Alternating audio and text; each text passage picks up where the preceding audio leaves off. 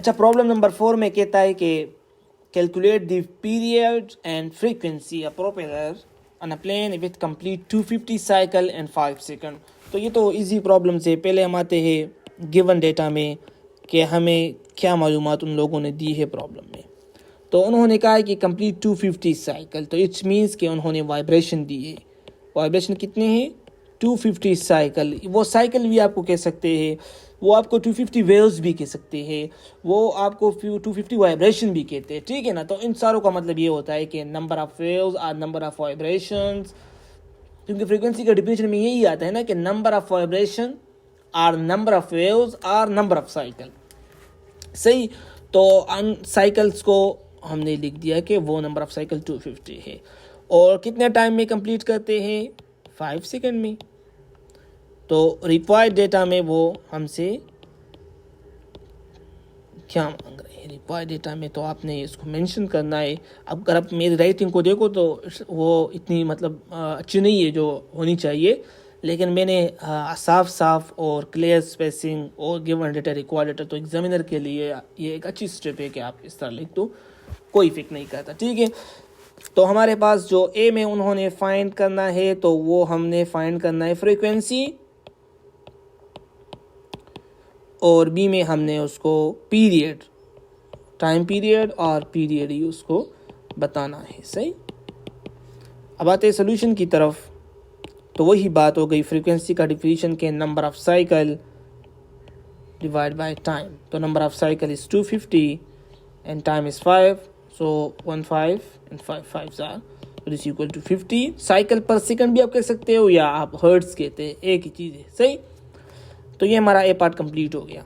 B में आते हैं, तो time period is equal to reciprocal of frequency, so 1/50।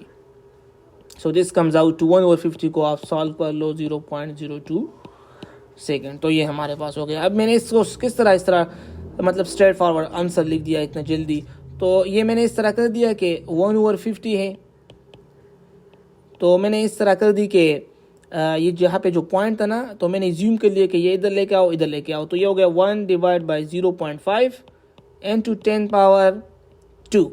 So 1 by 0.5 का मतलब है 2 एंड 10 पावर 2 पर आ गया तो 10 पावर -2।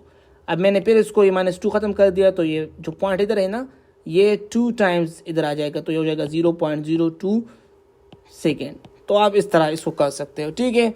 तो हमारे पास जो फ्रीक्वेंसी हो गई वो 50 हर्ट्ज हो गई और जो टाइम पीरियड हो गया वो 0.2 सेकेंड हो गया। तो एन में आपने यहाँ पे आके रिजल्ट लिखना है और रिजल्ट में आपने लिखो कि frequency is equal to 50 hertz and time period is equal to 0.02 second.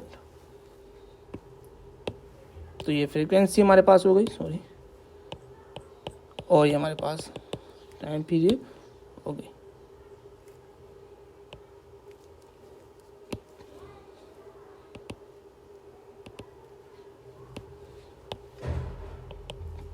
अब आते हैं नेक्स्ट प्रॉब्लम नंबर 5 पे। तो वो कहते हैं water waves with a wavelength 2.8 metre. तो गिवन डेटा में वेवलेंथ लैम्डा से रिप्रेजेंट होती है। तो lambda is equal to 2.8 metre produce the rifle tank travel with speed is 3.80 metre पर second. What is the frequency? So required data में वो हमसे मांग रहा है या हमने फाइंड करनी है व्हाट इज़ दी फ्रीक्वेंसी। तो अब सोल्यूशन की तरफ आते हैं। तो हमारे पास सिंपल इक्वेशन है v is equal to f lambda. v is equal to f lambda where v is the velocity of a waves, f is the frequency and lambda is the wavelength. तो हमने frequency find करनी है, तो हमने divide करना है both side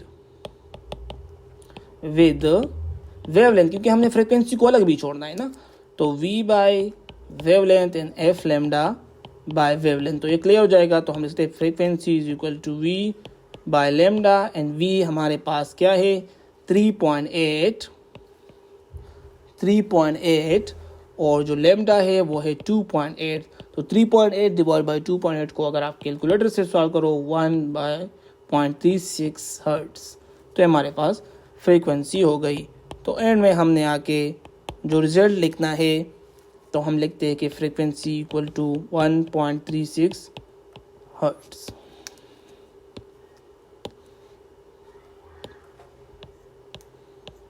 तो ये हमारे पास फ्रीक्वेंसी होगी। प्रॉब्लम नंबर 6 की तरफ आते हैं। तो सबसे पहले काम हमारा होता है given data, the distance between successive crests in a series of water waves is 4 metre.